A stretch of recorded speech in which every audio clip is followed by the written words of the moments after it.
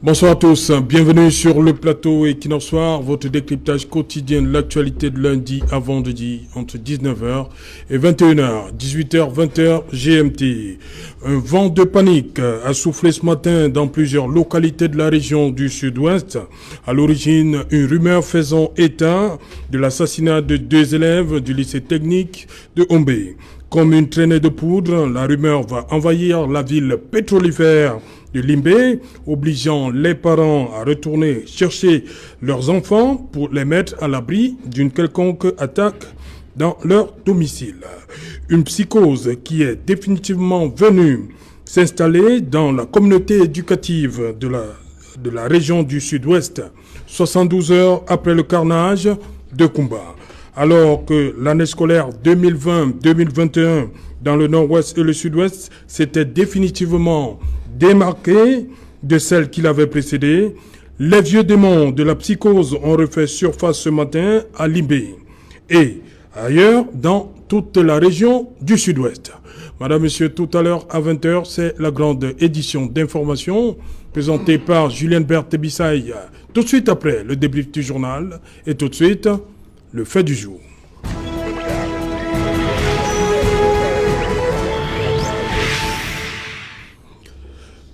Crise dans le nord-ouest et le sud-ouest. Dialogue inclusif comme solution, c'est une question. Pour tenter de répondre à cette interrogation, nous avons invité ici en plateau et pour la première fois, Barrister Ikomi Ngongi. You're welcome, Barrister. Thank you very much, Barrister Serge. Adlo. Yeah, thank you for having me here. Yeah. And good evening to my fellow panelists and good evening to the listeners. Je rappelle que Barrister Ikomi vient de Boya. Vous êtes parti de Boya tout à l'heure pour cette émission. That's right. Bon, dis-nous, comment vous avez, au niveau de Boya, vous avez été également pris de panique par les nouvelles qui venaient de Limbé? All over.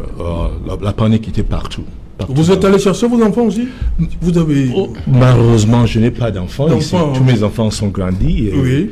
Mais il y a des amis qui avaient des enfants qui étaient en panique aussi. Okay. C'était partout. C'est, comme vous avez bien dit, c'est une psychose. Oui.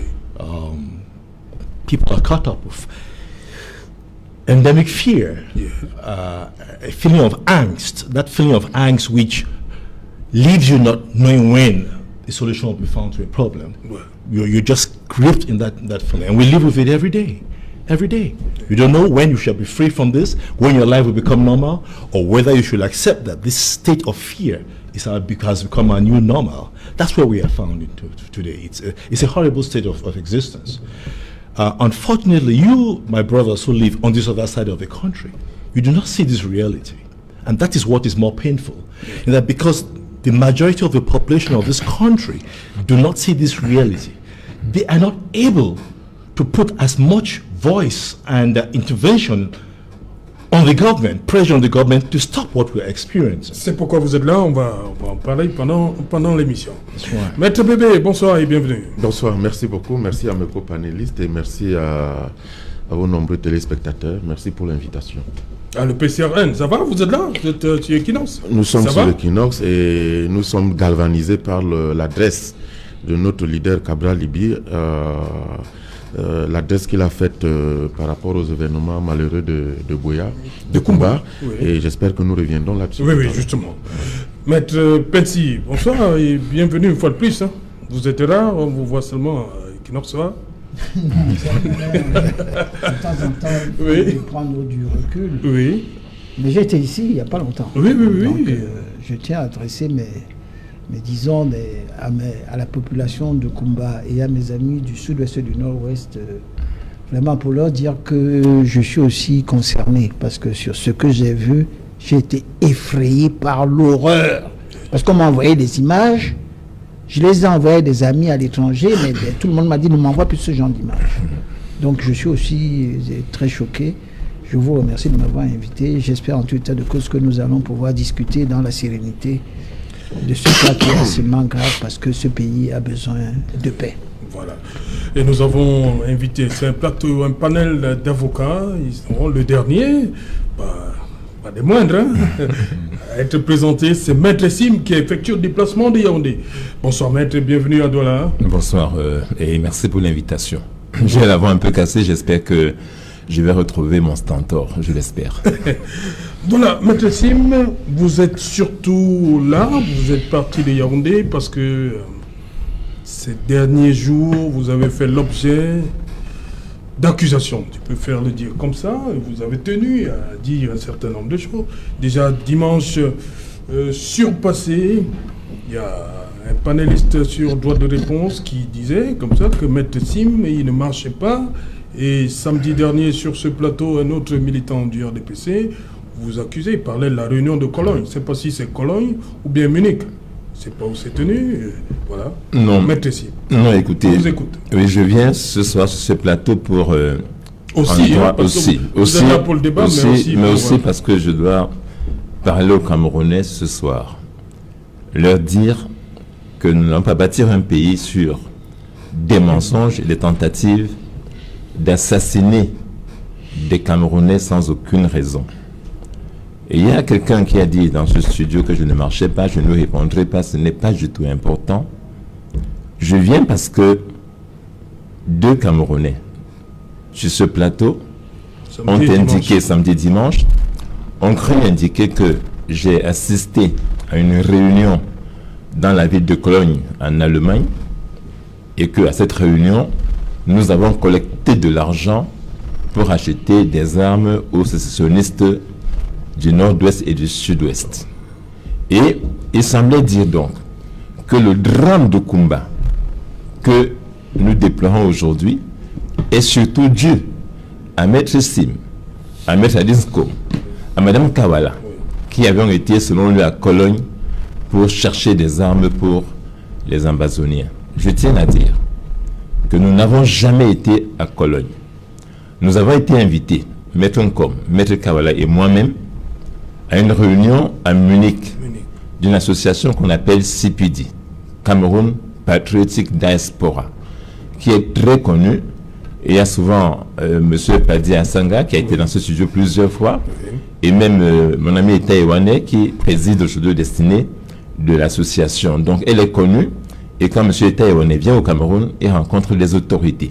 On n'était donc pas à Munich pour acheter les armes, on était à Munich simplement pour réfléchir sur une transition politique au Cameroun. Et je pense que c'était une affaire noble.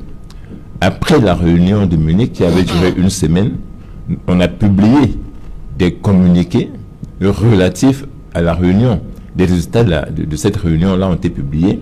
Et donc, il ne s'est jamais agi d'une quelconque affaire d'achat d'armes. Je refuse que des Camerounais mettent sur ma conscience ou sur celle des personnes comme Kawala et Madame comme les morts de Kumba. Ce n'est pas admissible. On ne peut pas mettre de l'huile sur le feu, même sur des questions aussi graves. Je veux bien que ceux qui nous gouvernent, je parle à eux, envoient à la télévision des individus pour essayer de saquer d'autres Camerounais. Nous avons des enfants. Moi, j'ai un enfant qui étudie à Buea depuis 4 ans. J'étais à Buea encore 2 semaines. Je sais ce qui se passe dans cette zone. Je sais le drame que mes frères vivent au nord-ouest, au sud-ouest. J'ai été l'avocat de Abon Congo, de Fontem, quand on les a arrêtés, à tort. J'ai été l'avocat, je le suis encore, d'Ayuk Tabi. Je connais des autres. Je connais très bien ce qui se passe et les solutions qu'on peut avoir. Ce n'est pas simplement de venir à la télévision le soir pour lancer comme ça à la vindicte populaire des Camerounais qui n'ont commis aucun crime. Je tenais à le dire de manière ferme.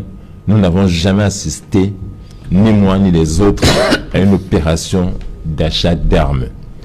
Le deuxième point sur lequel je tiens à apporter un droit de réponse, toujours sur ces émissions de samedi et dimanche, on semble dire que le MRC est de connivence avec les sécessionnistes et que d'ailleurs c'est le MRC qui donne de l'argent pour les armes de ces Camerounais-là. Je tiens là encore à dire, et ça fait 50 fois qu'on le dit, 1000 fois, que pour le MRC, la sécession ne peut pas être une option. Nous l'avons dit 10 000 fois. Même mon client que je défends, Ayuk Tabi, et les autres, que je salue d'ailleurs, qui ont des revendications purement politiques, savent que sur ce point, nous ne sommes pas d'accord du tout. Le MRC a dit que la sécession ne peut pas être une option au Cameroun. On a un pays qu'on a bâti, sur lequel on a misé, et que donc nous ne pouvons pas être ceux qui prônent la sécession. Comment donc, pour un parti qui a une telle position, on puisse l'accuser d'être financier de la sécession, qu'on puisse l'accuser même d'avoir à l'intérieur de sa communication des personnes qui aident, qui cautionnent les sécessionnistes. Je tiens à dire que là encore, ce n'est pas une vérité, mais je sais pourquoi on le fait.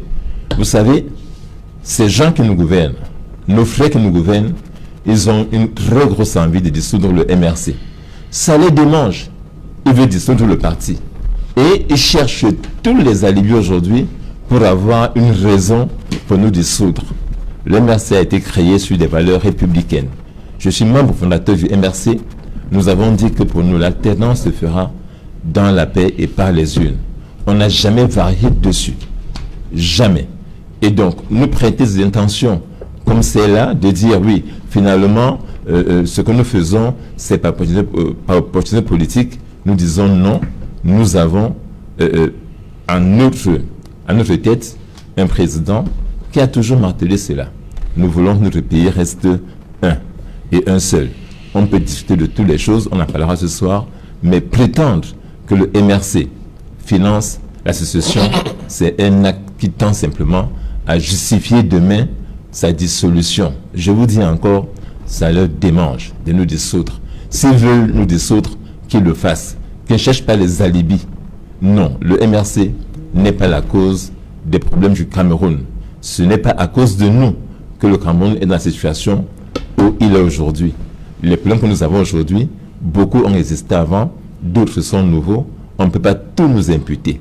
Voilà, je pense qu'il fallait bien qu'on le dise. Et de toute façon, je l'ai dit à la fin, nos amis qui nous gouvernent, s'ils sauvent le MRC, ça va changer quoi? Si le parti est dissous demain, la crise au nord et au sud-ouest, la crise ne finira pas. Si on nous dissout, il y aura les meilleures routes, je ne crois pas. Si on met Kamto en prison, comme nous en avons une grosse envie, ça va régler quoi?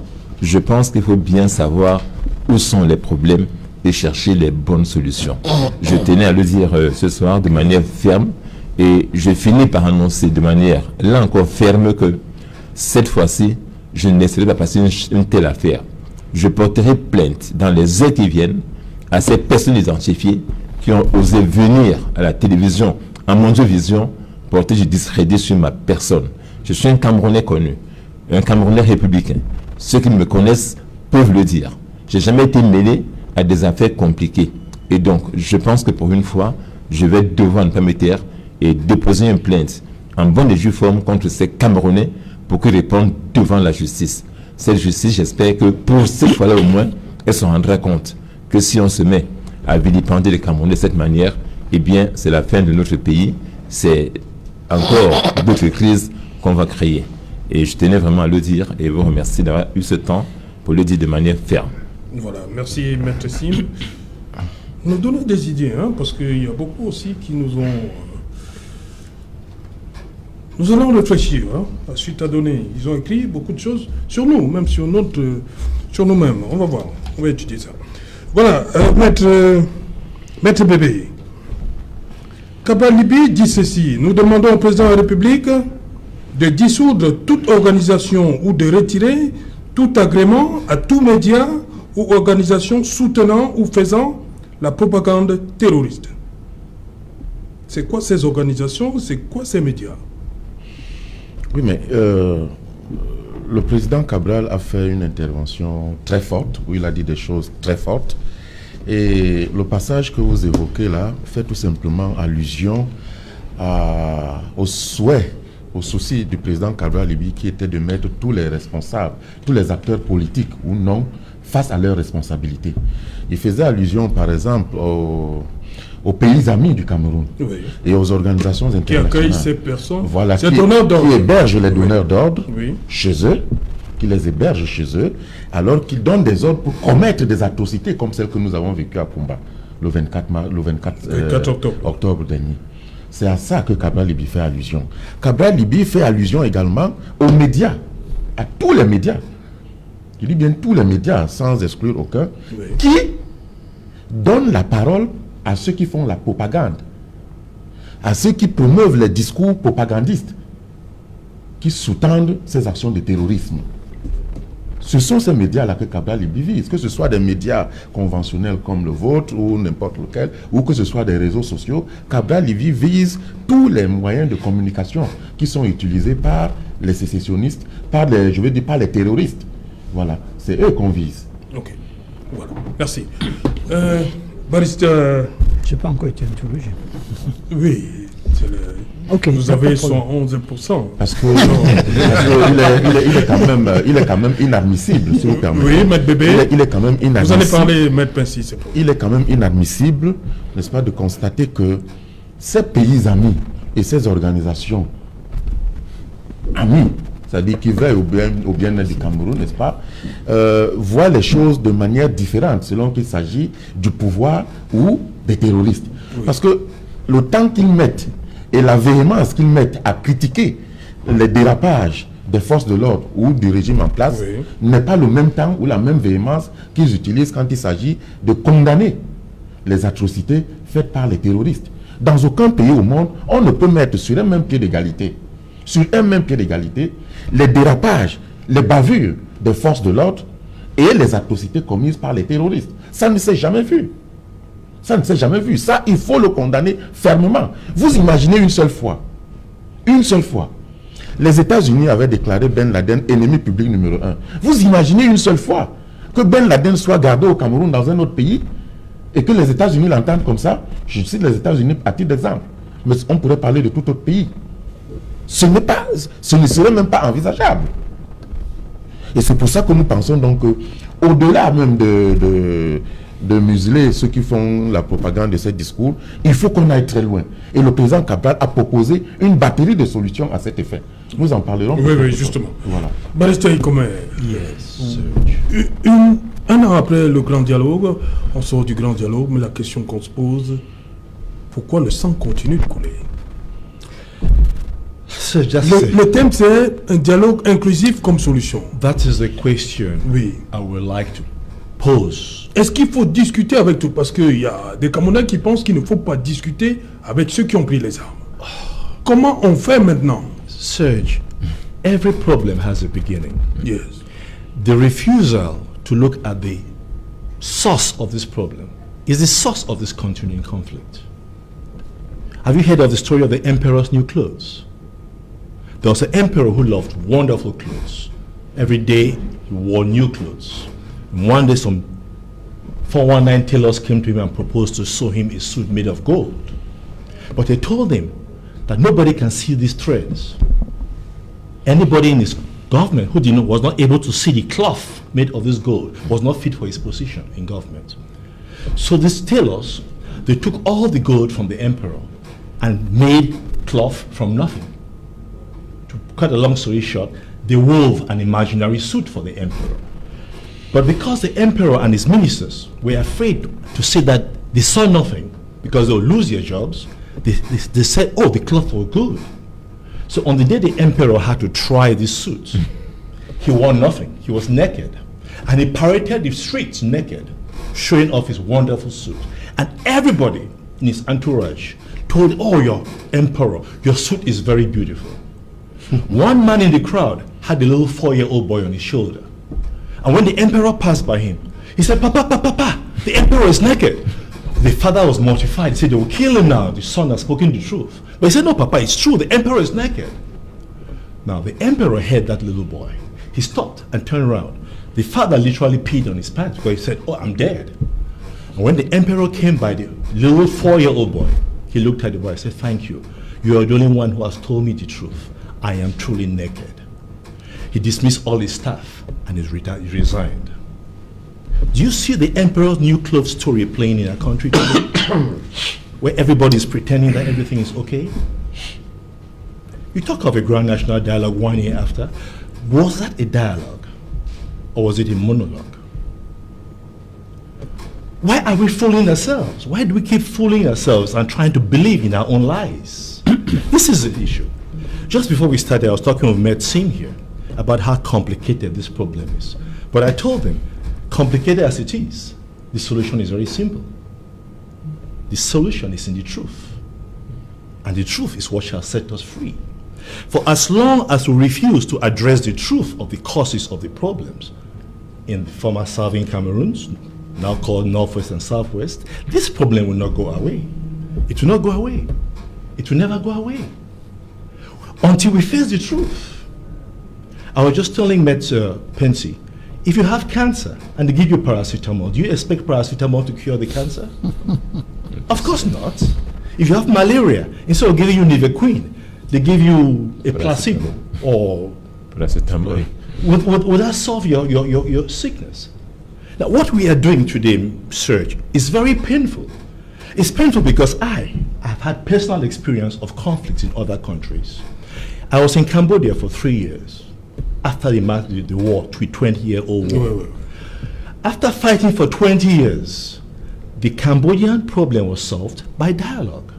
The Paris Peace Accord was brokered by other partners, international and the international community. They signed the Paris Peace Accord, and the international community sent a huge United Nations mission to Cambodia. I was part of that mission to try to rebuild that country. I sat on a table like this with Kyo Sampan. Kyo Sampan was the number 2 person to Pol Pot. Pol Pot was a recluse, he never came out. Kyo Sampan was the number 2 person to Pol Pot. I sat on a table like this with Kyo Sampan to discuss how we could rebuild Cambodia.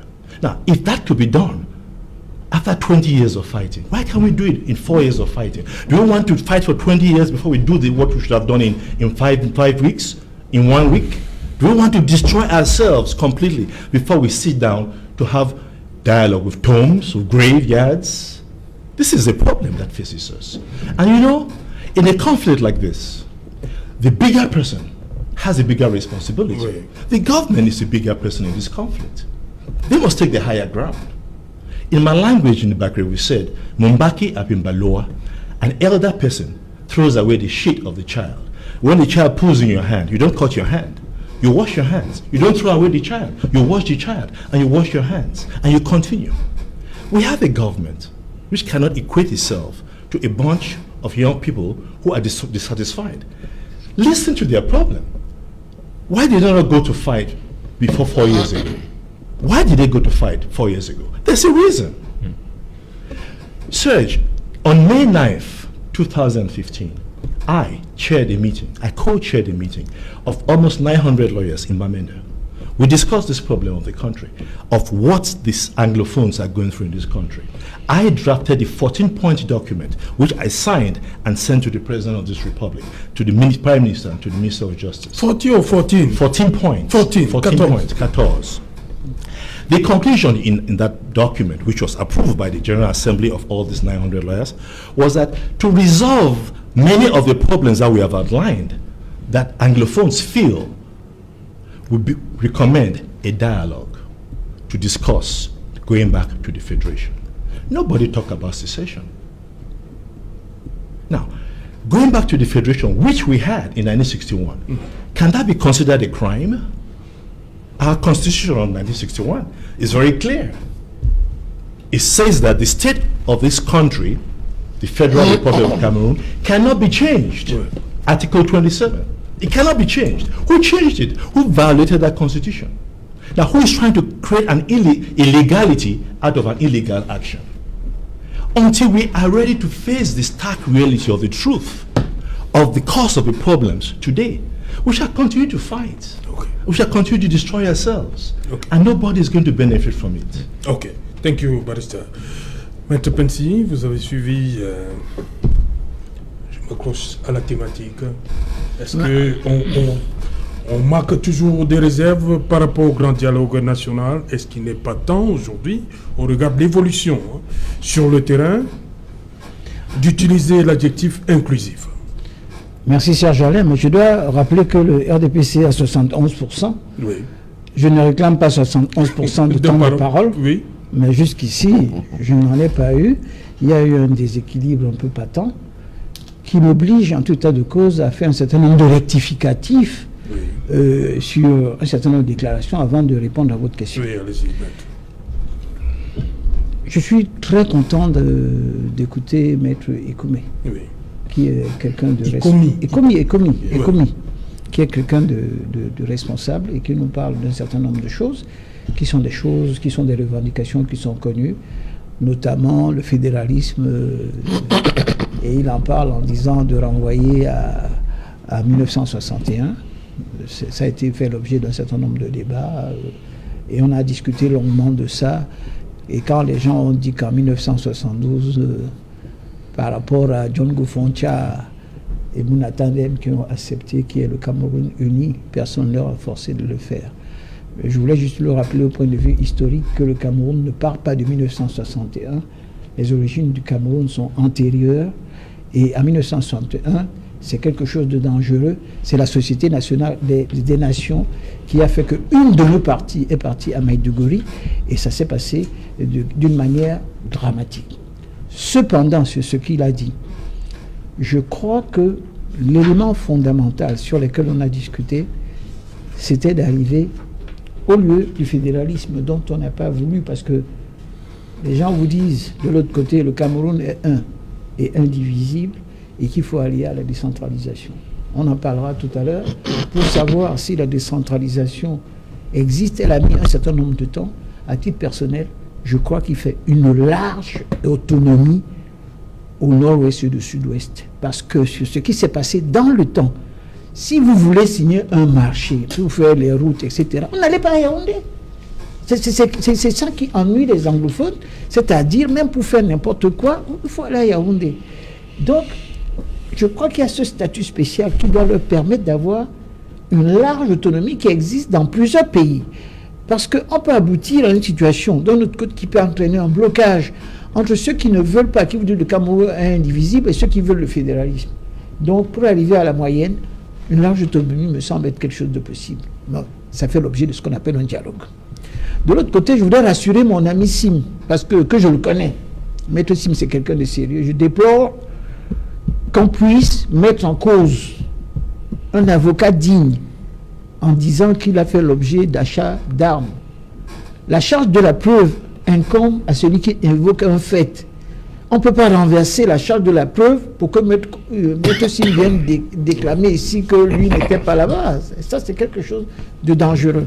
Je crois que, même au niveau du RDPC, ceux qui peuvent venir ici dans les plateaux dire des choses, il faut être très prudent. Quand on fait des accusations, ça s'appelle une dénonciation calomnieuse. Et ça, franchement, Sim, c'est quelqu'un que je connais. Je crois que ce qu'il dit est vrai.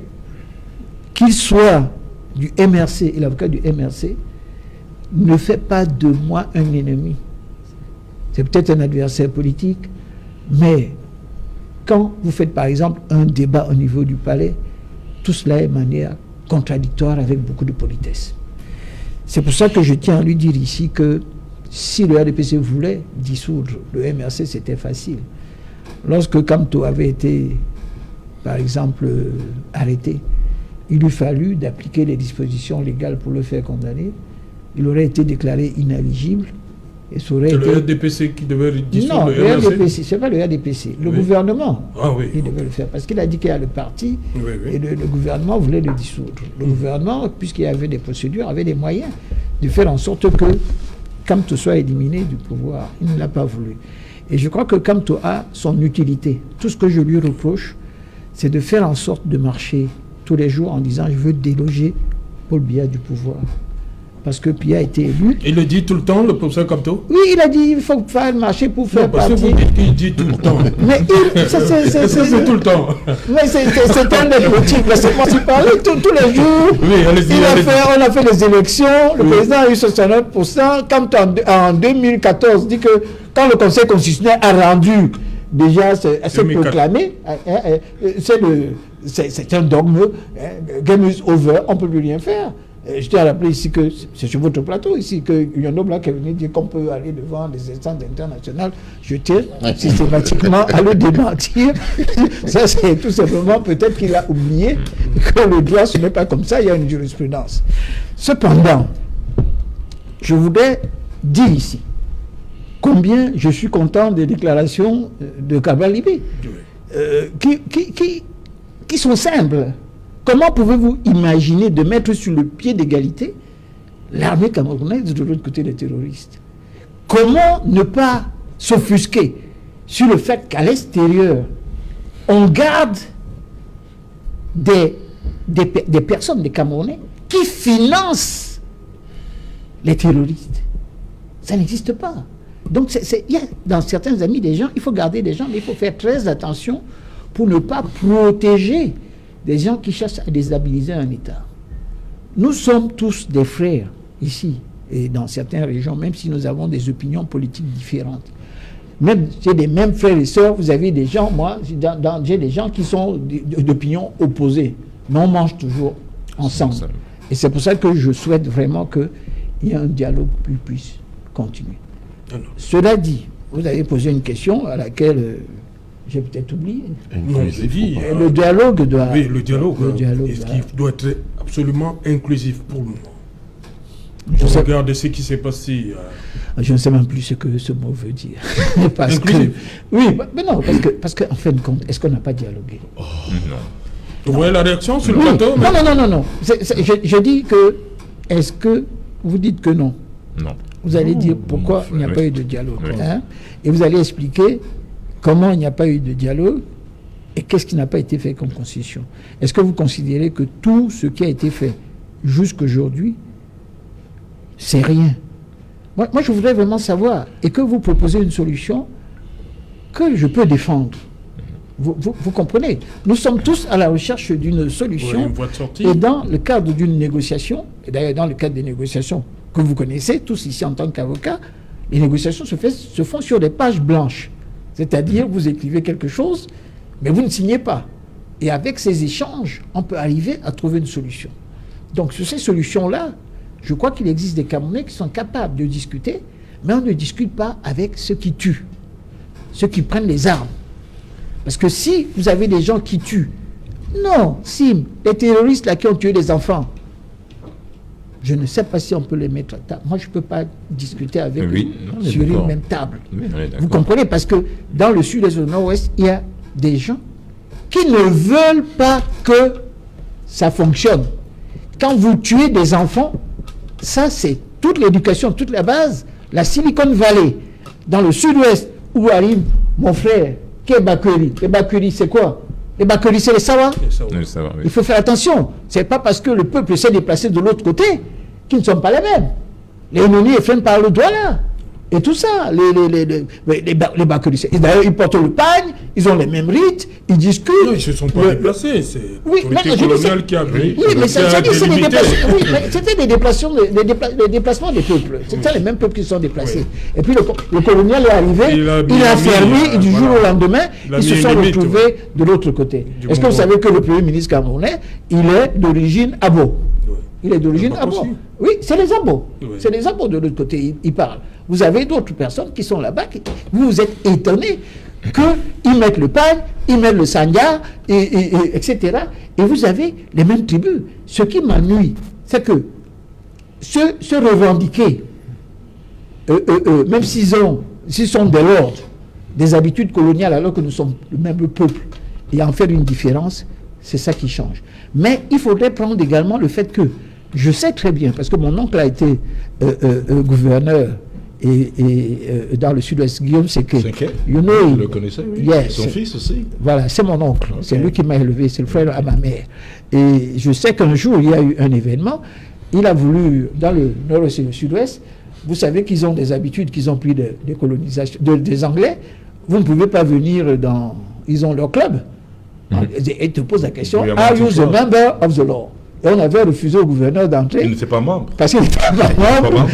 Et le gouverneur est rentré tout simplement parce qu'il y a un membre qui lui a dit, allez, il peut rentrer. Il devait être invité. Donc ça veut dire que du fait de la colonisation, nous avons des éducations qui sont tout à fait différentes, des manières qui sont différentes, mais qui sont le même peuple. Et à partir du moment, si on part sur ce postulat-là, il n'y aurait plus le problème entre anglophones et les francophones, mais du fait que leur éducation, il y a eu des comportements différents. Et que on sait très bien que l'éducation française entraîne une certaine hégémonie. Et c'est ça ce que je pense qu'au sud-ouest, au nord-ouest, on reproche aux francophones, c'est-à-dire de vouloir les dominer systématiquement. Pas vouloir, ça se passe. Oui, c'est ça. C'est ce que je suis en train de dire, c'est le reproche. C'est pas un vouloir, ça se passe. C'est ce que on subit ça chaque jour. Vous ressentez. Et sur ce ressenti-là, qu'il faudrait arriver à éliminer. Parce que j'avais discuté avec mon ami Bernard Mouna, qui était un bâtonnier, qui m'a dit, à une époque, vous trouvez à Bamenda, le gouverneur francophone, le commandant de légion francophone, le préfet francophone, le commandant de brigade francophone et le président du tribunal. Et en définitive, les autres se trouvaient comme être assujettis et même colonisés. Donc c'est sur cet événement-là qu'on doit commencer à changer. J'ai l'impression que des mutations ont commencé à se faire, même si elles sont lentes. Il faudrait qu'on continue. Qu'on continue à discuter. C'est cette lenteur qui est dangereuse. Et la lenteur, c'est ça. C'est-à-dire c'est l'accélération du système qui pourra faire en sorte qu'on pourra trouver une solution. Merci. Maître Sim, c'est l'une de vos revendications du MRC, un dialogue inclusif. Oui, après le grand dialogue. Oui, non, écoutez, il n'y a pas un autre dialogue. Je voulais dire à M. Pincy que, mais il le sait d'ailleurs, M. Pincy, j'ai été rencontrer M. John Gauthier. J'ai été le voir. On était invités là-bas avec d'autres membres du MRC avant le grand dialogue national. Oui. Je lui ai expliqué en face, comme on est là ce soir, monsieur le PM, ce qui va se passer là, ce n'est pas un dialogue. Pourquoi ce n'était pas un dialogue? C'est parce que précisément, nos amis qui nous gouvernent ont tendance à faire la roublardise quand il y a un problème. Et ça ne marchera jamais. Parce qu'on n'est pas des idiots, nous. Parce qu'ils prennent tout le monde pour des idiots. Déjà, ça commence par un déni. Vous savez, quand cette affaire commence avec nos confrères anglophones, oui, les dirigeants du pays disent il n'y a pas de problème anglophone, que c'est de la fabulation. D'ailleurs même, quand on nous a dit qu'il y en a un, on vous prenait pour celui qui veut que le pays soit déstabilisé. Donc ils commencent par nier la question. Oui. Mais quand ils se rendent même compte qu'il y a des problèmes, ils font de la violence judiciaire. C'est-à-dire encore une mauvaise solution. On passe du déni à la violence judiciaire, on arrête Fontem, Neba, SG du consortium, on prend un Congo à bord, qui négocie pourtant avec eux quelques jours plus tôt, on les met en prison, on dissout le consortium. C'est la violence judiciaire qui ne servait à rien du tout. Finalement, lorsque ces gens sont arrêtés, eux qui n'étaient pas armés, on les a mis en prison. C'est le cas de mon ami que j'ai défendu d'ailleurs, Mancho BBC, Félix Ngalim et les autres, Chikonrad. Ces gens ont été arrêtés, ils n'étaient pas armés. Ils revendiquaient simplement des routes, des choses très simples qu'ils revendiquaient. Ces gens sont en prison, donc on s'est dit, on va régler ça par la menace, ce qu'on appelle au quartier de Obhaï. C'est-à-dire qu'on vous arrête, on vous met en prison. Mais ça ne marche pas. Parce que ces gens sont déterminés. Maintenant, la troisième phase, c'est quoi qu'ils vont utiliser? C'est dans la roublardise, c'est-à-dire que on va faire semblant de dialoguer, on va créer quelque chose, on va réunir les gens. On va mettre ainsi. Pour ne dialoguer pas, ce dialogue devait être un dialogue entre nous, nos gouvernants, et les anglophones. C'était à eux donc de choisir leurs représentants. Il fallait que les anglophones se réunissent entre eux et envoient aux négociations, au dialogue, les gens qu'eux ont choisis. Qu'est-ce qui s'est passé? C'est le président de la République qui a décidé de la date du dialogue, d'ailleurs même du dialogue lui-même comme principe, qui a décidé de son lieu, de sa date, de ses thèmes et de tout, et même des invités. C'est-à-dire que moi j'ai une affaire avec quelqu'un et j'invite moi-même dans son camp celui que moi je veux avoir. Ce n'était pas un dialogue. Et donc du coup, on s'est retrouvé avec trop de francophones qui n'avaient rien à faire là-bas, à ce dialogue national, qui venaient parler, prenaient, dit-on, un peu d'argent et étaient repartis. J'avais dit donc au PM John Gauthier, quelqu'un de bien, qui est très réceptif. Monsieur le Premier ministre... Mais qui est anglophone d'ailleurs. Non, mais c'est un homme de bien. Je voulais expliquer par hasard. Non, vous voyez, parce que quand je dis qu'il est un homme de bien... C'est quelqu'un de très bien. Bon, voilà. Donc, je dis qu'il est aussi anglophone. Quand les gens sont bien, il faut dire qu'ils sont bien. Ces garçons, mais... Maître Sim dit, il reconnaît, il a du MRC, il apprécie quelqu'un de l'autre bord. C'est pourquoi il y a beaucoup de gens qui sont bien de l'autre côté et qui veulent que ça fonctionne. Moi-même, je veux que ça fonctionne. Donc, lorsqu'on part sur ces bases-là, c'est-à-dire le déni, la violence, la roublardise, et puis après... le meilleur, l'arme fatale du RDPC, c'est la corruption. Il s'est passé quoi? Il s'est passé, je peux vous dire, j'étais à côté de ce dialogue. Moi, j'étais à Prémature. J'ai vu ce qui s'est passé. Au nom de quoi, expliquez-moi?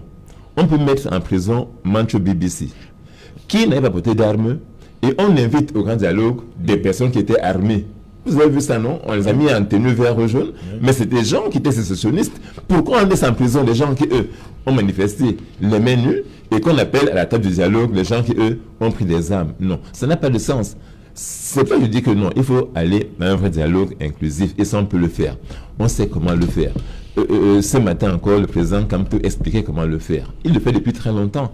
Et cette affaire arrive à ce niveau. Maître Comé le sait. On a fait des batailles, lui et moi, et il y a 2 ans, pour dire, mais voilà comment, je l'ai vu plaider devant le Conseil constitutionnel du Cameroun. Il expliquait ça à ses conseillers constitutionnels. Voici les vrais problèmes qu'il faut adresser, ce n'est pas le contraire. Nous avons dit, en 2016, nous le MRC, on était à Bamenda, que les choses ne semblent pas aller dans le bon sens et qu'il fallait que le président de la République envoie une délégation de notables, Douala, Bamoun, Haoussa et tout, pour aller parler à nos frères anglophones en mission de paix. Je ne veux pas t'arrêter, mais pourquoi le MRC n'est pas venu au grand dialogue? Mais c'est parce que, je vais vous dire, mais monsieur Maître Piensi, vous savez, nous n'avons pas reçu d'invitation au grand dialogue. Je peux vous le dire. Si, non, Maître Bébé, là je parle comme président du MRC. Vous savez, ce que je dis ce soir impacte forcément mon parti. Je parle parce que quand tu as demandé que je vienne ici, donc il me regarde. Nous n'avons pas été invités au grand dialogue national. D'ailleurs, même, c'était une des questions que j'ai posées à M. Djangouté. Nous avons appris par Cameroun Tribune qu'on est invité aux négociations préalables. On n'a jamais eu de carton d'invitation. Si on en a eu un, qu'ils vous le disent. Donc après, les gens oublient ça. Mais la deuxième raison, même si on avait été invité, nous avons dit qu'il y avait des préalables du dialogue. On parlait de dialoguer dans des conditions où c'était un fourre-tout, flou. Et du coup, quand on fait des négociations, Maître Piensi, ou des dialogues... Le préalable, c'est quoi? Il faut... Non, le préalable, c'est qu'il fallait que les anglophones eux-mêmes désignent leurs représentants. Il fallait que les thèmes... Avant de dialoguer, il y a d'abord même des réunions préparatoires pour fixer les thèmes du dialogue. Quels sont les thèmes qu'on retiendra? Il fallait qu'il y ait une tierce partie, l'ONU, l'UA, qui viennent au dialogue, c'est-à-dire un médiateur. Mais oui, c'est comme ça, impartial, c'est comme ça. Mais vous voyez, c'est des choses très simples. Est-ce que les Agbobala n'ont pas été invités? Non, Agbobala a été invité, mais c'est Bia qui invite Agbobala. Ce n'est pas, les anglophones qui envoient Bala là-bas. C'est ce que j'explique depuis. C'est-à-dire, M. Bia s'assoit et dit, je vais inviter tel anglophone, je vais inviter tel anglophone et tel autre. Non, c'est eux qui devaient s'asseoir et nous envoyer leurs représentants, M. Piensi. Et à la fin, je voulais finir par là, il fallait donc que maintenant, quand on fait, comme je l'ai dit là, que les mesures qui sortent de là, qu'il y ait un calendrier ferme de mise en œuvre. Mais ainsi, qu'est-ce qu'on met en œuvre aujourd'hui? On va dire au fur et à mesure, progressivement. Et du coup, on va se retrouver dans une affaire qui n'a pas abouti. Pour moi, ce n'était pas un grand dialogue. Et dans tous les cas, malgré qu'il ait eu lieu, on a eu combat. Il y a 4 jours. Ouais. Ce qui veut dire que de toute façon, je l'ai dit maintenant, mettez Kamto en prison si vous voulez. Si vous voulez vous dissolver le MRC. Si vous voulez vous dissolver le MRC, s'il vous plaît. Ça fait 1 mois et demi qu'il est chez lui, sans aucun mandat de justice, aucun mandat, aucune ordonnance, rien. Et j'ai demandé à ceux qui nous gouvernent, qui m'ont reçu officiellement, M. Mbagangele, il est vivant. Et M. Galas et Toga, je leur ai demandé à la réunion où nous ont invité les avocats, au nom de quoi, à quel titre juridique Kamto est bloqué chez lui? Pas d'ordonnance, rien, aucune inculpation. Non, mais merci. Si on admet des choses pareilles comme juriste, nous sommes des avocats tous ici. Si on admet des choses pareilles, je ne me suis pas prononcé, s'il vous plaît. Il faut dire que, donc je disais que je ne suis pas prononcé. J'étais Kamto en prison, dissoudre le MRC. Personne ne veut le jeter en prison. Ne va rien régler, et même faire des dialogues.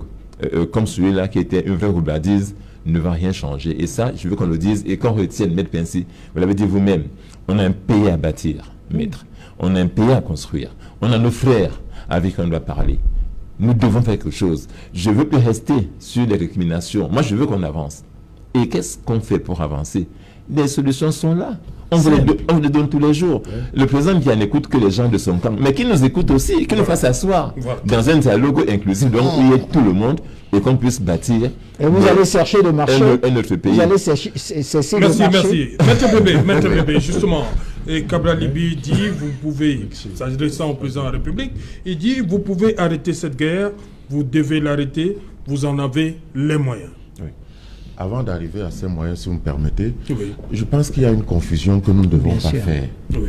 Personne n'a jamais criminalisé ceux qui réclament le fédéralisme. Ah oui? Non, jamais. Pourquoi on ne veut pas en parler? On les a mis en prison. Non, Mais bébé, ils sont en prison. Au début de la crise, on interdisait un terme qu'il ne fallait pas prononcer, Maître Bébé. à la télévision. Il y a un ministre qui a interdit. Il y avait tout Le mot fédéralisme. Oui, maintenant un ministre. Voilà. Mais voilà. Maître Bébé. Un ministre peut dire. On n'a même pas mis John Litumbe, qui avait un certain âge. Mais ce n'est pas la position. Est-ce qu'on devait le mettre en prison? Non. Oui, permettez à Maître Bébé. Maître Bébé. Je parle de la position officielle du Oui. Cameroun. N'a jamais été de criminaliser le fédéralisme. Jamais. Pourquoi on ne veut pas en parler alors? Si vous permettez que je continue. Je sais pourquoi tu dis. Oui, Maître Bébé, allez-y. Même au Cambodge. S'il vous plaît. Donc, ce qu'on a criminalisé ou ce qu'on continue de criminaliser, c'est ceux qui tentent de casser la République. De casser, c'est-à-dire de porter atteinte à l'intégrité territoriale. Par la du guerre, Cameroun. par les moyens non orthodoxes. Et par les moyens violents. Parce que même les pays amis qui soutiennent ce genre de démarche n'acceptent pas ça chez eux. Souvenez-vous ce qui s'est passé dernièrement en Espagne. Voilà. Les Catalans. Lorsque les Catalans ont revendiqué leur indépendance, qu'est-ce qui s'est passé avec le leader? Mais c'est Il a ça, été c'est- obligé de s'exiler, de Mais fuir. c'est soutiennent ça bébé au Cameroun. Parce qu'il a été obligé de fuir. Vous comprenez? Oui, ils soutiennent ça. Est-ce que l'Espagne soutient ça? Non, quand je parle d'Espagne, je parle de l'Occident. Je parle des pays amis, Ouais. considérés comme amis. On peut en Qui discuter, n'intéressent- hein, parce on peut en que discuter. je vais répliquer aussi. Aucun pays du Personne- Cameroun a Ah, dit non, non, que non. ce qui se passe au nord-ouest est bien. Oui, mais ils ne condamnent pas avec la même promptitude et la même véhémence. C'est ça aussi une forme de soutien, Emmanuel. C'est ça une forme de soutien. Vous comprenez? Qu'ils finissent d'abord. Ça, c'était la première chose. La deuxième après, chose, je vais je dis, revenir. lorsque Emmanuel dit que... Emmanuel Sim. Oui, Emmanuel Sim, mon frère. Ah oui, c'est vrai. Lorsqu'il dit, en fait, j'ai pu comprendre que c'est parce que le grand dialogue n'en a pas été un qu'on continue de subir les conséquences Oui, de c'est combat faux. samedi dernier. C'est- Je dis ça non, n'a c'est rien à deux voir, choses c'est pas totalement du tout. différentes. C'est pas du tout. C'est deux choses totalement différentes. Je n'ai pas Emmanuel. dit ça exactement Parce comme que ça. ceux qui sont derrière combat, sont des acteurs du terrorisme, Et des extrémistes. des extrémistes, qui n'ont rien à voir avec les revendications nobles, telles que celles relatives à la forme de l'État ou aux conditions de vie, notamment Oui, bien sûr. à la nostalgie qui est celle de nos frères anglophones par rapport à leur indirect rule que nous avons cassé pour leur imposer notre système d'administration directe. Ça, c'est deux acteurs Ça, différents. c'est un élément fondamental dans la discussion. C'est très important, Emmanuel. Il ne faut pas perdre ça de vue. Alors, si nous sommes d'accord pour discuter avec tout le monde, c'est pour faire avancer le pays, comme disait M. sûr. Sim. Parce que nous avons un pays à construire. Et construire le pays, c'est parler de la forme de l'État. Nous sommes d'accord là-dessus. C'est parler de la common law, c'est parler du système éducatif, c'est parler de tout ça. Mais ceux qui vont dépecer les enfants dans une école, Emmanuel, Mais c'est pas. Non, attends, mais. Oui, mais je ne pas dire qu'ils ont bien fait. Mais bébé. Vous savez. je ne dis pas que tu l'as dit. Je ne l'ai pas dit. Non, je ne dis pas que tu l'as dit. Je ne dis pas que tu l'as dit. Mais Parce vous que tu as savez. dit que, et c'est pour ça qu'il faut qu'on fasse Mais attention. bébé, vous savez, je vais vous dire, hein, Oui. il faut qu'on arrête de faire, de jouer à ce jeu-là. Oui. Lorsque les Camerounais avaient été enlevés par les Boko Haram, et je vous dis là, c'est les vrais terroristes, le garde des Sceaux de l'époque appelait ces gens en canourie et discutait avec eux. Il faut qu'on arrête de nous dire, on ne parle pas aux gens. D'accord. Mais qu'est-ce qu'on fait? Dites-moi qu'est-ce qu'on fait. Oui, oui, oui, Si les gens continuent à faire... La question est là. Je ne parle pas d'aller s'asseoir avec les gens qui ont tué les enfants, je n'ai pas peur de ces gens. pas le leader. Qui sont qu'on en doit. Le gouvernement a Je ne discuté parle avec pas des Aliou leaders. Tabé et les autres. Non, jamais elle était en prison, mais non, mais non. On avait discuté C'est mon- avec lui. Ayub Tabé, c'est mon client. Non, On n'a avait jamais- discuté mais avec non, lui. je tout. Vous savez, ainsi, je défends Ayub Tabé. Je vais vous dire. Il est vu, il Moi, reçoit je des l'ai gens, suivi. Il reçoit, non. Laisse-moi terminer. Mais après, c'est que quand il est reçu par le gouvernement, il est après. L'État est né après. Et même on était dit que moi, j'avais. Il n'a pas il a été reçu. Maître par le Bébé, gouvernement. ça tente Non, pas de ils Maître sont Bébé. plus Je disais donc, je Mais disais alors, donc, mais c'est Mais c'est un jour. si les deux Emmanuel permettent, Maître Bébé. j'étais donc en train de dire C'est un jour. par rapport à ce qu'a dit Oui. Le président dit que le président a les Kabila moyens Libi, d'arrêter après ça. avoir poussé ce cri des aspirations, nous en avons marre. Ça fait 4 ans que ça dure. Il faut que ça cesse. 4 ans que le sang coule. 4 ans que nos frères vivent comme des bêtes parfois en brousse. 4 ans que les enfants ne vont pas à l'école. 4 ans que tout le tissu économique et social est désorganisé. Il faut que ça s'arrête. D'où le cri des aspirations de Cabral. D'accord? Maintenant, qu'est-ce qu'il faut faire? Cabral dit que le chef de l'État a tous les moyens. Et c'est vrai, la loi lui en donne la possibilité. Article Le 9. président peut, avec les dispositions pertinentes de la Constitution, décréter un état d'urgence. Ça va régler Bébé, précisément. Ça, vous voyez, il faut déjà commencer. C'est la fuite en avant. Non, ce n'est pas l'état d'urgence. Il faut s'asseoir avec ces gens et parler. Emmanuel, mais comment est-ce que nous pouvons nous asseoir? Tu peux t'asseoir avec qui? Les gens, Emmanuel. Il y a beaucoup de gens avec qui on peut s'asseoir. Permettez. Mais non, quand on a demandé, On peut répondre à ça. excusez-moi, je voulais dire un mot. Je m'excuse.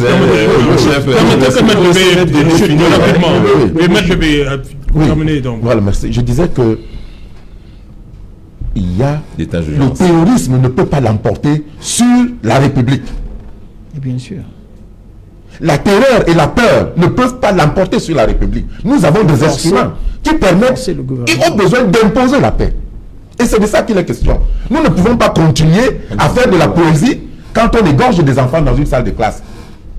C'est pour ça que nous pensons qu'il faut que des mesures fortes soient prises. Parce que même s'il faut discuter, et nous sommes pour la discussion, nous sommes même pour un dialogue inclusif, mais un dialogue inclusif qui n'inclura cependant pas ceux qui ont le sang sur les mains. Bien sûr. Excusez-moi, ni poser des préalables, parce qu'il y a des préalables qui sont inacceptables. On va permettre à un maître. Bon, je ne peux peut-être pas aller jusqu'au bout, mais pas de château. Oui, merci. Pas élégance. Voilà, on va permettre à Balita Ikom. Je vais parler en franglais. Oui. On peut de français si on peut de l'anglais. Maître Bébé, je veux vous répondre quelque chose. Quand je vous entends parler, vous donnez l'impression qu'il n'y a qu'un côté de ce conflit. Il y a deux côtés. La terreur se sème et par les soldats du gouvernement et par les Amba Boys. Non. La terreur se sème par les deux côtés. Ah non, ça, vraiment, écoutez-moi, c'est très grave ce que vous dites. Écoutez-moi, c'est très grave ce que vous dites. Écoutez-moi C'est très grave. Il y a quelques semaines. Les ambazoniens n'ont pas le droit de porter les armes. Laissez-moi finir. Les ambazoniens dans un état de droit n'ont pas le droit de tenir les armes. Et vous ne pouvez donc pas. Excusez-moi finir. Il ne faut pas comparer Il y a les quelques deux. semaines. C'est pour ça qu'on dit qu'il faut pas donner la parole à ceux qui viennent promouvoir les discours de terrorisme. Non, écoutez, Parce que ça peut être mal interprété. Ça peut être mal Il y a des interprété. gens qui se sentent pas en sécurité quand les soldats apparaissent. Oui. À Lisoka, il y a un village qui s'appelle Lisoka à Bouya. Oui. Il y a quelques semaines. Une maman et ses 3 enfants ont été arrêtés de leur maison à l'aube et tués. Non. Par qui? Par des soldats. Vous en avez la preuve. C'est ça qu'on On revient. Vous en avez la preuve. On revient après. Merci, cher monsieur. On revient après le journal. Je vous en prie, cher monsieur. Je vous en prie, c'est l'heure du journal. Bonsoir, Julien Berthe Bissaï. Au menu ce soir. Bonsoir, Serge Alonso. Bonsoir aux téléspectateurs d'Equinox Télévision. Ce soir, nous allons évoquer cette bavure d'un homme en tenue qui a dégainé son arme sur un conducteur de moto-taxi à Konsamba, dans le département du Mungo. Un coup de feu qui a engendré du rififi ou un mouvement d'humeur des mototaxis de cette localité. Et après le département du Mungo, nous irons à Limbe dans le sud-ouest où un vent de panique a été observé en début de matinée. Des élèves sont sortis brusquement de leur salle de classe suite aux informations faisant état d'une attaque meurtrière au lycée technique de Ombe dans le sud-ouest. Et vous suivrez également dans le 20h la déclaration officielle du professeur Maurice Kamto sur le massacre des écoliers à Kumba dans le sud-ouest. Le leader du mouvement pour la renaissance du Cameroun déplore l'attitude du régime de Yaoundé qui privilégie l'option militaire pour régler ce conflit armé qui date depuis 2016. Serge Alain. Voilà, madame, monsieur, dans une trentaine de minutes, on va le dire comme ça, ce sera Equinox Soir, deuxième partie, le temps du débrief.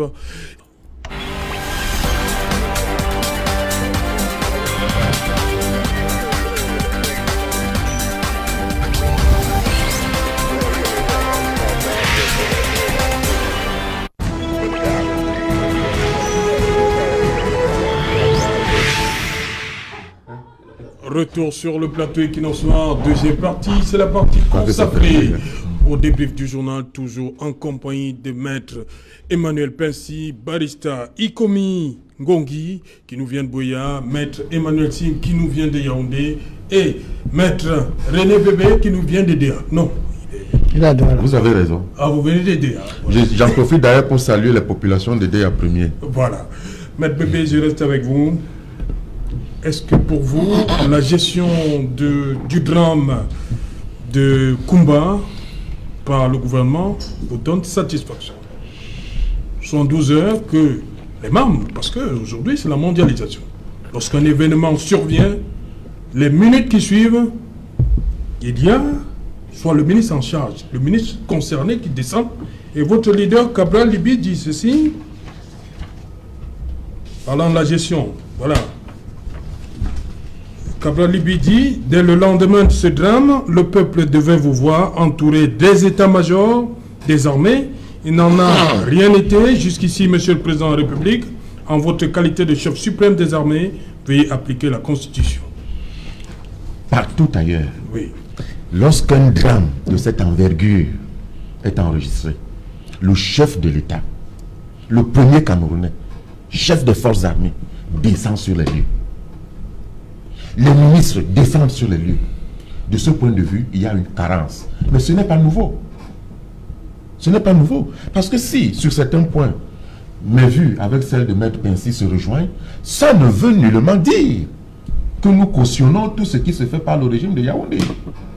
Et pour nous, il est même inutile de revenir dessus. Parce que pour nous, c'est archivé. C'est un régime... Donc vous êtes dans le même lit, mais vous faites pas... C'est pas les mêmes rêves. Non. Ah, c'est vrai. Quelqu'un l'a dit sur ce plateau, hein? Oui.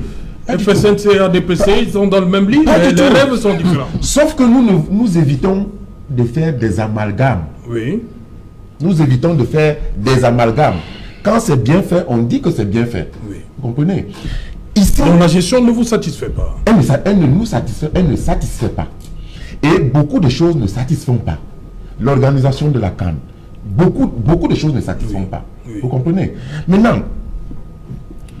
quand on l'a dit, il faut que je précise que les anglophones, notamment les populations civiles, ne sont pas des terroristes.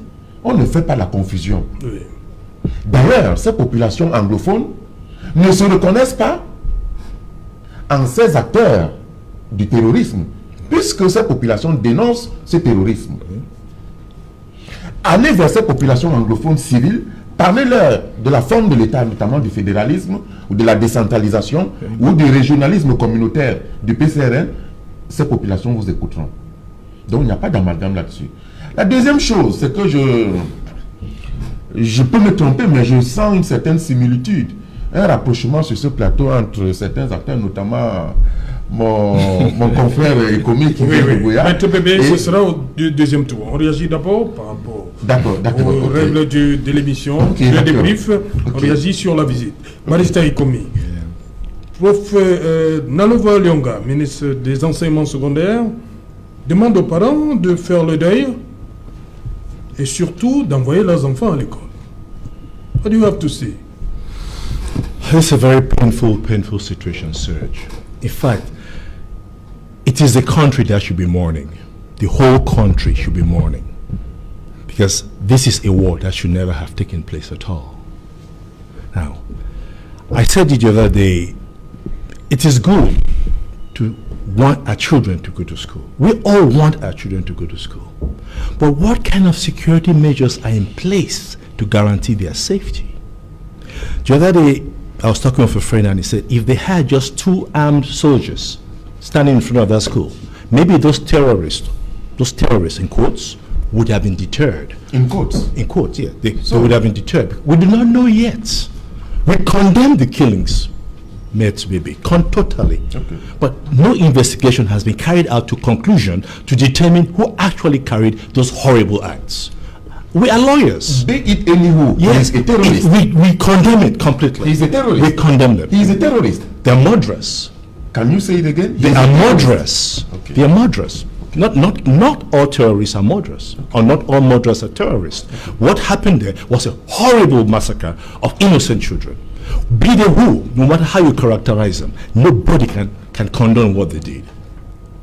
But again, what I want to say here is that what this nation should be doing is mourning every day for every one single soul, that innocent soul that is killed. The Kumba massacres are not the only ones that have happened.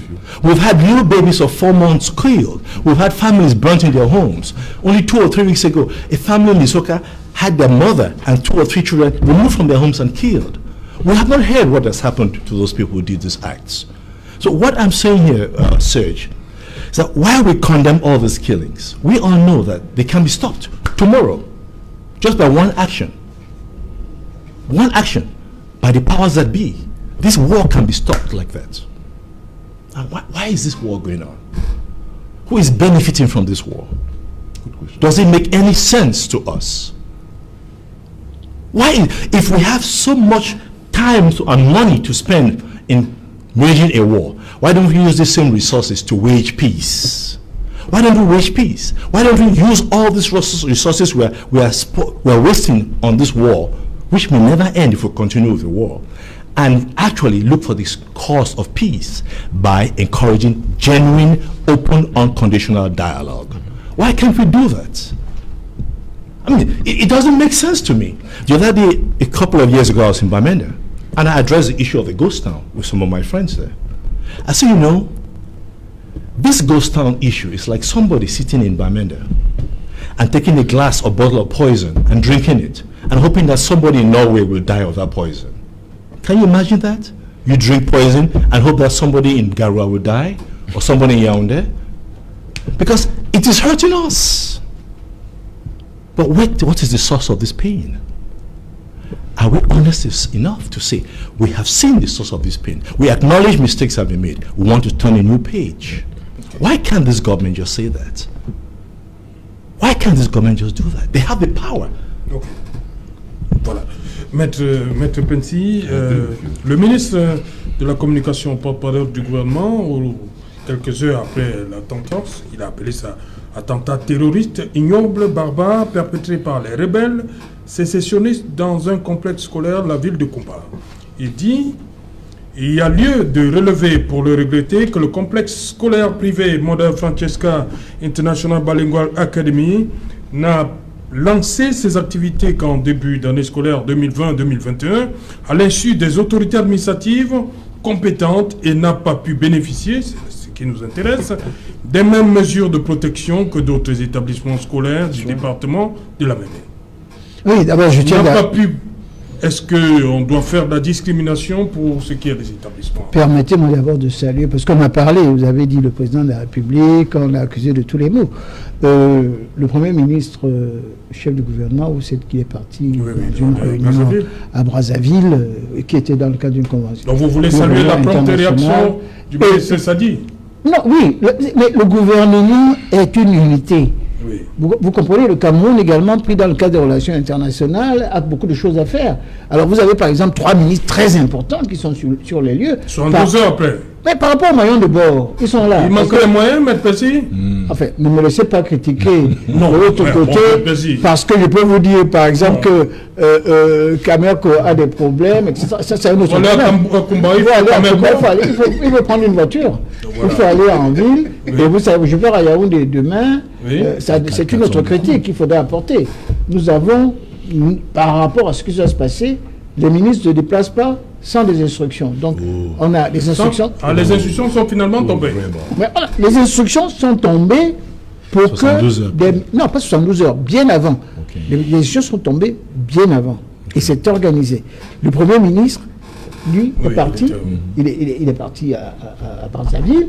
Les autres ministres ont pris le temps d'aller là-bas. Mais entre-temps, il y avait le représentant. Il y avait le représentant, le gouverneur et le représentant du président de la République. Si vous ne le savez pas, il était sur place avec les préfets. Moi, je trouve ça vraiment... Avec les préfets? Le préfet de la Mémé était sur les lieux dimanche, samedi? Mais il y a même des personnes qui ont parlé, qui sont des membres de l'administration territoriale. C'est le sous-préfet qui a pleuré. Mais le sous-préfet, c'est le premier sur place. Mais où était le préfet, où était le gouverneur? Mais le gouverneur fait son travail. Lequel? Comment il s'appelle? Ce que je suis en train d'expliquer dans le cadre de cette affaire, vous ne pouvez pas, dans une zone où il n'y a pas de sécurité, bouger comme ça. Donc, oui, c'est très, très compliqué. Vous connaissez ça? Oui, parce que le gouverneur on veut que les enfants aillent à l'école. Non, excusez-moi. Oui. Je connais la route de Kumba. Mais on veut que les enfants aillent à l'école avec cette insécurité. Vous êtes à Boya. Oui. Pour aller à Kumba, la route est comment? Mais il faut voir les voitures blindées que les autorités utilisent. Il n'y a rien de l'autre côté. La route est rectiligne. Vous n'avez pas d'autre voie d'accès. Le gouverneur a déjà été attaqué. le ministre de la Défense a été attaqué par les terroristes. Et il faut donc prendre des mesures pour pouvoir y aller. Et là, et pour les enfants, quelles mesures pour les enfants? C'est pour ça que demande aux enfants de rentrer. Non, excusez-moi. Avec cette insécurité? C'est autre chose. Oui. Vous êtes à Cuba, Oui. il y a des gens qui sont à l'intérieur de Cuba pour faire la sécurité. Mais en la route, par exemple, vous prenez Buea, ou Douala pour aller à Cuba, oui. moi j'ai eu peur. Parce que je me suis trompé en venant de Buea. Et au niveau de ce rond-point, je crois que c'est à Moluka, je me suis retrouvé sur cette route qui était rectiligne, où il n'y avait rien tout autour. Je ne dis pas que c'est ce qu'il y a de merveilleux, Oui. mais ça pose un problème au niveau de la sécurité. Et à l'intérieur, de gauche à droite, à Moluka, il y a des terroristes qui tirent à tout bord. Donc c'est une zone qui n'est pas une zone tranquille. J'ai un de mes amis d'abord qui est là-bas, qui se trouve au niveau de Moluka. Il a fait une plantation, il a dépensé beaucoup d'argent. Et à l'intérieur de sa plantation, les terroristes sont venus, ils ont tout pris, ils sont à l'intérieur et ils tirent sur tout le monde. C'est pour ça que j'ai dit que c'est des zones comme ça où il n'y a pas beaucoup de sécurité, où les terroristes sont mélangés, les criminels, aux populations. Vous ne pouvez pas y aller comme ça, comme on va se promener tous les dimanches. C'est compliqué même pour des gens de Buea. Et je dirais même que nous avons eu d'autres personnes qui ont été tuées. On se rappelle déjà que Akéry Koumouna lui-même a eu des difficultés. Vous avez Joshua aussi qui a été d'aller là-bas, il a eu des difficultés. Ce n'est pas une zone sûre. Moi, je suis un type Même très prudent. Même Cabral Libi. Je suis quelqu'un de très prudent. J'aime beaucoup Buea. Je me suis sur prison, qui est le beau-frère de mon frère. Mais quand vous revenez là-bas pour descendre, j'ai du mal à aller, cher confrère, et commis, chez vous, parce que ça me pose des problèmes. Vous avez raison. Et oui, je ne veux pas prendre le risque de me faire tuer, parce que si je suis allé l'autre jour, aller à Muyuka, parce que vous avez une station d'essence où les gens se réunissent la nuit, c'est pas très sûr.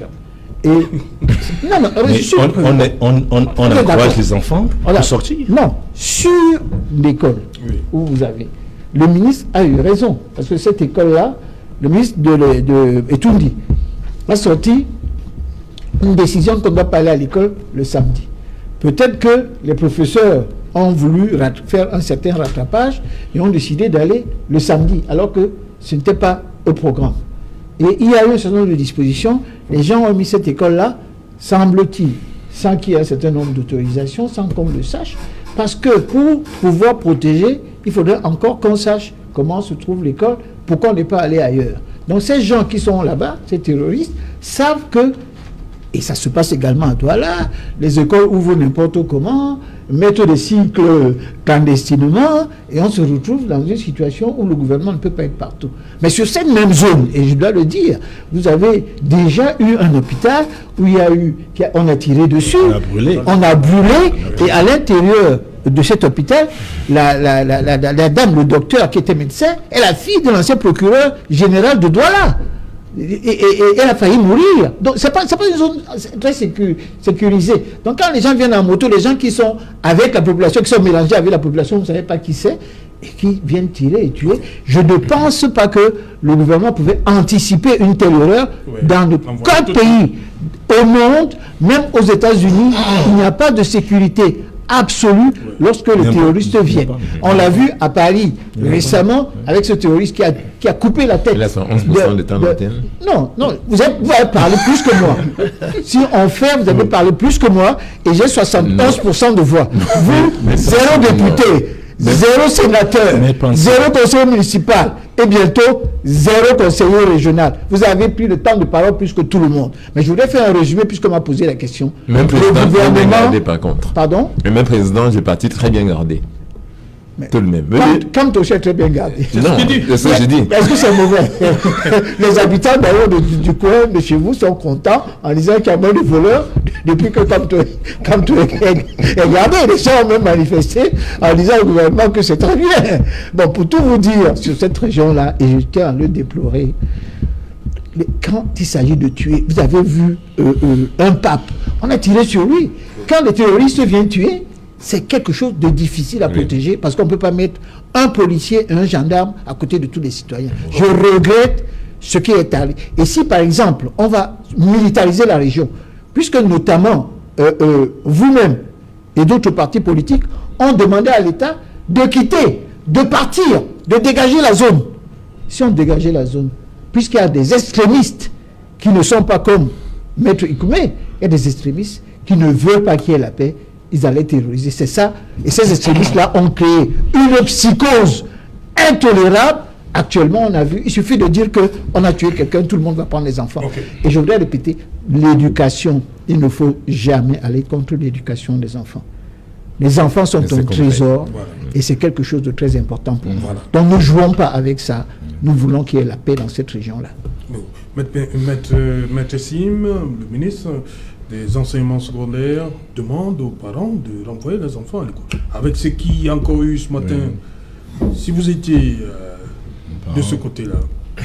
Écoutez, c'est une question très compliquée. Moi, je pense surtout que les gens qui posent ces actes savent très bien qu'il y aura un tollé général. Et c'est ce qu'ils recherchent d'ailleurs. Leur objectif est atteint. On va crier, on va en parler dans le monde entier. Je pense que c'est ce qu'ils voulaient, c'est ça. Leur objectif est atteint. Et c'est aussi d'empêcher que l'école ait lieu, je crois. C'est pour ça que nous disons depuis toujours que on a mis la charrue depuis avant les bœufs. C'est ce que le maire s'est dit depuis longtemps. Que même pour les élections, il fallait d'abord s'assurer des conditions minimales de paix. Parce qu'il y a toujours eu des élections dans cette zone sans qu'il y ait des militaires. On allait à l'école à Boya, à Bamenda, à Mouyoka, partout, sans qu'il n'y ait besoin de militaires devant des écoles. Il faut trouver les conditions pour qu'il n'y ait pas de militaires à l'école. Si on dit que, voilà, les gars vont à l'école, parce que nous, on passera par la force, on mettra, comment c'est même possible? C'est impossible. Si les gens mettent les militaires à l'école, et que demain, les bandits vont vont tirer des coups de feu au marché, qu'est-ce qu'on fait? On ramène les militaires au marché, et si après ils vont faire ça à l'université, c'est pas possible d'amener les militaires partout, c'est vrai. Donc le préalable simplement, c'est de revenir aux conditions de paix. Et pour la paix, nous devons commencer par la vérité, Monsieur Otto.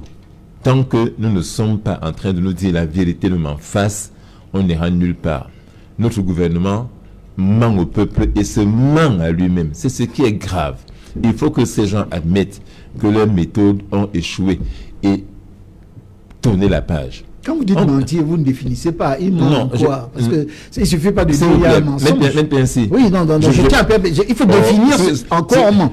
Vous voulez que je dise tous les mensonges qui ont été faits par le gouvernement, mais j'y passerai la nuit. Ah d'accord. Mais il y a un ministre qui a dit que les attaques de mères d'enfants étaient au Mali. C'était un mensonge officiel. Il est encore ministre. Vous voulez que je le dise? Il y a un qui a dit hier que c'était une école ouverte nouvellement. Mais quand on voit la plaque de l'école, on va dire que c'est une vieille école, mettre bien ainsi. Non, moi, c'est pas important de revenir dessus. Ce que j'ai dit, c'est que le gouvernement du Cameroun doit se mettre devant le miroir, faire une vraie autocritique. C'est nos frères. Et il peut y avoir des erreurs pour que demain, ensemble, on se dise, on va s'asseoir, réfléchir ensemble et bâtir une nouvelle nation. C'est ça la renaissance précisément. Vous savez, il y a quelques années, on avait créé la renaissance africaine. Notre pays a besoin de renaissance. On doit, après 60 ans, imaginer un autre pays avec les frères anglophones, avec les questions de l'extrême nord, de l'est, même les questions qui nous concernent, comment on bâtit un nouveau pays demain. Et on ne peut pas le faire si on ne s'assoit pas dans un dialogue. Et le président qui est là aujourd'hui peut mettre en place un vrai cadre de dialogue permanent pendant 1 an. Travailler sur toutes les questions. Et je pense que... Oui. Justement, Maître Pensy, est-ce qu'il n'est pas temps de réactiver ce qui avait commencé avec Maître Sissi Kouayouk et les autres? Mais par exemple, est-ce qu'il faut accélérer ça? Mais je pense qu'il faut parler avec tout ce monde. Par exemple, nous disons, et je dis tous les jours, qu'on doit commencer même par libérer les gens qui sont en prison. Il faut les libérer, nos frères anglophones, parce que ça va faire une vraie détente. Ils sont prêts à discuter avec le gouvernement. Ayoub Tabé l'a toujours dit, même dans les journaux, tout le monde le sait. Ils sont prêts à parler avec le gouvernement, mais on estime que non, il faut passer par la force, il faut faire l'état d'urgence, il faut envoyer encore plus de militaires. On enverra tous les militaires du Cameroun au nord de ce sud-ouest, ça ne se réglera pas du tout. Il faut admettre qu'aujourd'hui, les méthodes utilisées, j'ai parlé de ça, le déni, la violence, la roublardise, la corruption, ça va marcher. Il faut passer à autre chose. Je pense que ce n'était pas la question qui vous est... Non, il a ses questions, moi j'ai mes réponses, d'accord? Non, vous êtes hors sujet. Je ne suis pas hors sujet. Il a ses questions, moi j'ai mes réponses. J'ai une communication à passer, M. PNC. Je ne suis pas venu ici pour répondre à vos questions. Je m'interroge pour un parti politique qui ne se présente pas aux élections, qui boycotte et qui déclare qu'il ne faut pas aller aux élections parce que vous n'avez pas de candidat. Vous êtes inéligible. Vous ne pouvez pas demander l'impossible. Je ne parle pas de vous. Je parle de merci. Il faut arrêter. Ça n'a rien à faire avec l'ancien collègue de RDPC. Non, il faut arrêter. Vous êtes deux amis de RDPC. Non, je veux faire le tour. Non, je dis ceci. Est-ce n'est pas temps de remettre sur pied tout à l'heure, j'ai entendu avec Sissi Kouayou. Mais je pense qu'il faut le faire. Je vais peut-être dire, pour ne pas laisser passer ça, tout à l'heure, j'ai entendu mon confrère Bébé dire que ils sont dans un même lit avec le RDPC et maintenant l'appel RDPC. Non, j'ai toujours été de l'opposition, j'ai voté contre M. Biya. J'ai voté contre M. Biya. Il y a 32 ans, donc c'est pas être au RDPC. Il faut arrêter ça. Donc je pense qu'il faut recommencer les vraies négociations. Il faut recommencer des vraies négociations, les mettre en place pour que la paix revienne. C'est le préalable. Ce n'est pas l'armée, ce n'est pas la force, ce n'est pas l'état d'urgence à mettre en place. Ça ne servira à rien. Maître Bébé. Oui. Je suis d'accord avec Maître. On arrive au terme de l'émission. Avec Maître Sim, lorsqu'il dit qu'il faut arrêter avec la roublardise et tout. Oui, c'est pour ça que je me méfie un peu de la sympathie que manifeste le confrère Ikomi vis-à-vis d'un certain discours ici sur le plateau. Quel discours sur le plateau? Quel certain discours? Parce que hier encore, j'avais une image d'un représentant du MRC qui était là et d'un confrère compatriote anglophone. Et celui du MRC essayait de faire comme s'il se préoccupait beaucoup plus de la cause des anglophones. Et c'est normal. Permettez. Mais c'est une cause nationale. Le MRC se bat depuis. Le confrère anglophone lui a dit d'arrêter d'instrumentaliser la crise anglophone. Parce qu'en 2008, quand on a tiré sur les manifestants, sur ceux qui se plaignaient de la faim et de la hausse des prix, ils n'ont pas réagi. Le MRC existait. Non. Le MRC existait. Vous me laissez terminer, vous allez comprendre. Quand tu étais au gouvernement, on va jouer MRC. Ce que je dis, c'est peut-être la douleur d'une amputation sans anesthésie, mais soufflez de m'écouter, Emmanuel. Deuxièmement,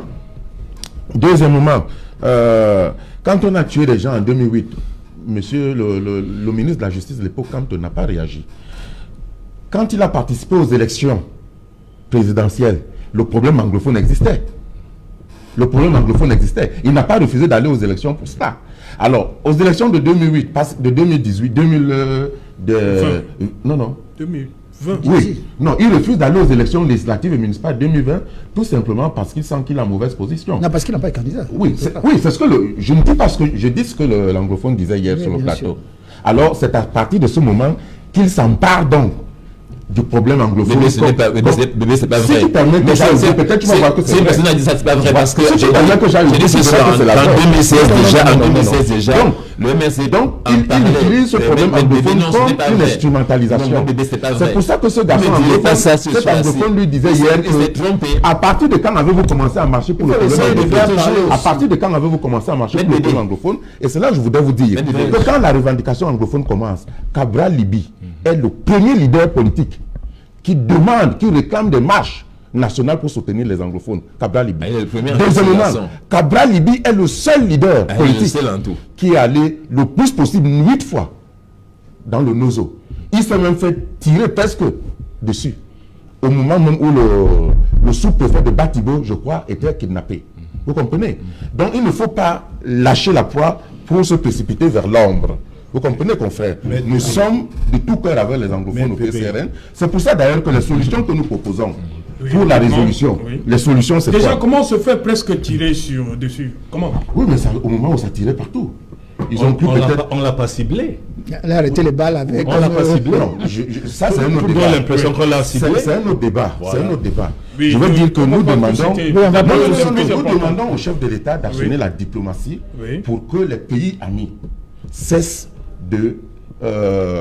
d'abonder ceux qui financent et alimentent ceux qui... On a déjà dit ça le matin. D'accord? Nous demandons au chef de l'État de mandater des personnalités de bonne moralité pour aller rencontrer les familles de ces terroristes. Parce que ces jeunes qui commettent ces atrocités sont des enfants du coin. Ils sont connus de ces familles. Donc il faut aller vers eux. Nous demandons surtout de renforcer la sécurité dans les écoles, les hôpitaux, dans la ville et partout. Mais nous demandons aussi également, pour ne pas citer toutes les mesures préconisées par le PCRN, nous demandons un dialogue. C'est la première, c'est Nous pas demandons les un autres. dialogue. On ne peut pas dialoguer dans une enceinte criblée de balles. Il faut calmer la situation. Il faut apaiser la situation. Ben voilà. Il faut faire fuir la peur. Ben voilà. Le terrorisme. En Parce que déposant Emmanuel, les armes. c'est ça le but recherché par les terroristes, semer la terreur, semer la crainte et modifier nos modes de vie. Merci. Ce que nous ne pouvons pas accepter. La République doit être forte. Merci. Maître Pensy. Oui, je voudrais dire, rappeler tout simplement que Ayoub Tabé a été condamné, la cour d'appel, puisque vous êtes son avocat, a confirmé la décision il y a quelques jours. Oui. Donc, Sans procès, malheureusement. non, Mais sans laissez-moi Comme parler, le parce militaire, il y a pas eu que de la procès, procédure, c'est honte. le débat est contradictoire. Vous avez parlé, je ne vous ai pas coupé. Pardonne-moi. Donc, quand vous demandez de libérer quelqu'un qui vient d'être condamné avant-hier, ça me semble quelque chose qui n'est pas possible. C'est politique. Non, c'est pas politique. Ayoub Tabé fait eux, la intervention Ouais, politique, la session n'est pas judiciaire. laissez-moi vous dire ce qui est possible. Bien. Hein? Vous ne pouvez pas demander, la cour d'appel a rendu la décision hier, c'est comme ça mon le tribunal. Et vous, en tant qu'avocat, vous demandez qu'on le libère aujourd'hui. En tant qu'homme politique. Vous pouvez toujours dire, le chien aboie, la caravane passe. Mais sur ce que je tiens à dire dans le cas de cette affaire, pour être tout à fait sérieux, sur un parti politique, parce que moi, je tiens à le dire ici, même si je suis un ami du MRC, 9 minutes de Camto, en plein journal parlé, ça ne se fait pas.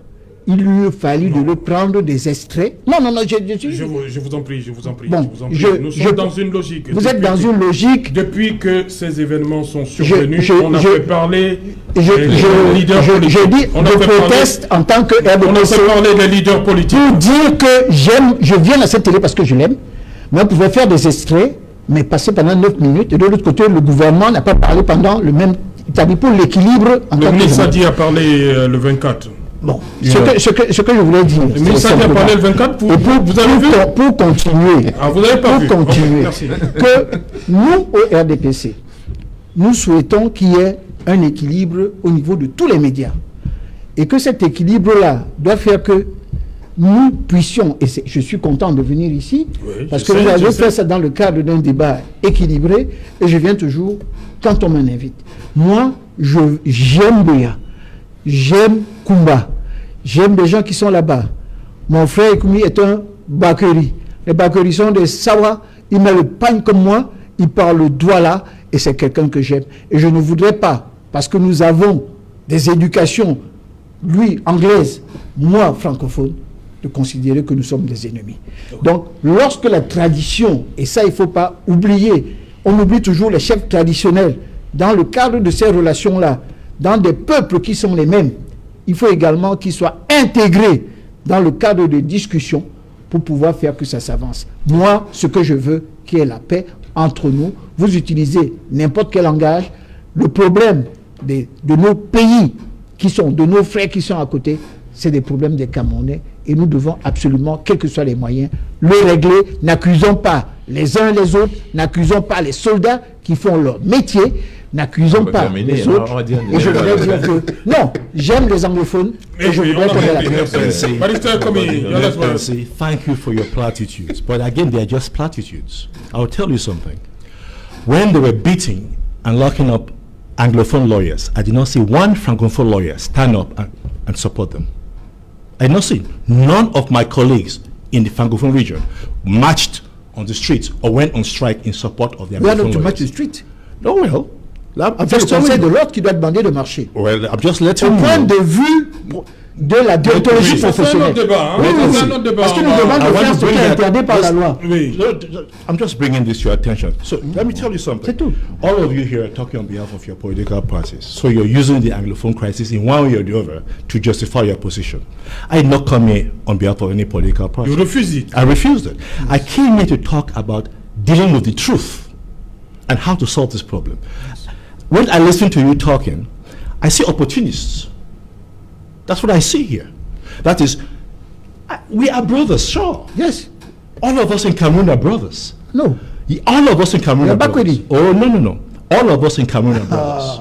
Every human being in this world is a brother and sister to each other. Now, why don't we hear more Francophone voices putting pressure on this government to stop this war? Cabral did it yesterday. Merci. Cabral did it yesterday. Just one voice. 30 secondes. Cabral did it yesterday, my brother. Only yesterday, after 4 years? No, every day. Every day. Cabral did it. 30 secondes, on arrive au terme de l'émission. C'était pour dire à mon cher frère bébé, et comme a raison, cette question est très grave, qu'elle soit partisane. Je peux vous dire, mon cher frère, je vous offre demain matin le projet de société du MRC, qui date de 2011.